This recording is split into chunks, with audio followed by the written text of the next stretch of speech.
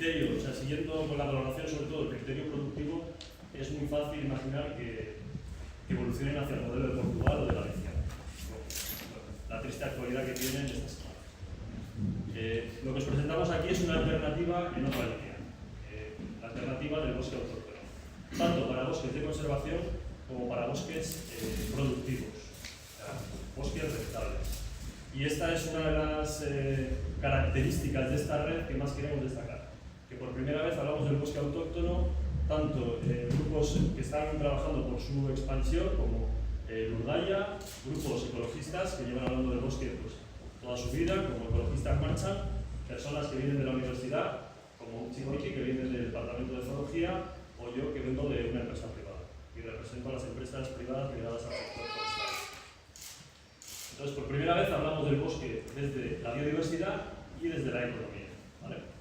El objetivo de hoy es presentar una propuesta que ya nos hemos sentado con la administración, con la administración competente, que es la Diputación Foral de Vizcaya a través del Servicio de Montes, para presentársela. La tienen encima de la mesa y el próximo mes, el 17 de noviembre, nos juntaremos para recabar su opinión y ver en qué están dispuestos a echarla a andar. Hoy la presentamos a la sociedad, queremos que la hagáis vuestra, porque creemos que en este momento actual que decimos de encrucijada es importante que la sociedad hable y diga qué tipo de bosques quiere para el futuro. Bueno, comentaros, es una propuesta que tiene más de 40 apoyos de entidades de distinto tipo, desde asociaciones, empresas privadas, 3 departamentos en bloque de la Universidad del País Vasco, el Departamento de Zoología, el de Botánica y Ecología Vegetal y el Departamento de Castells de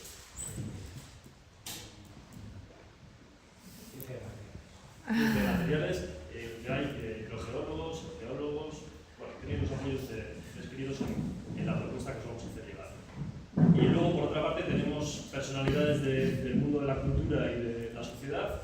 Algunos de ellos están con nosotros aquí hoy. Es el caso de Torchagatic, Toti Martínez de Lecea, escritora, y Iñaki Suárez, sommelier y de la Asociación Epicuria.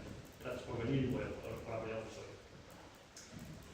A continuación vamos a ir hablando y os vamos a ir presentando distintos aspectos de la propuesta.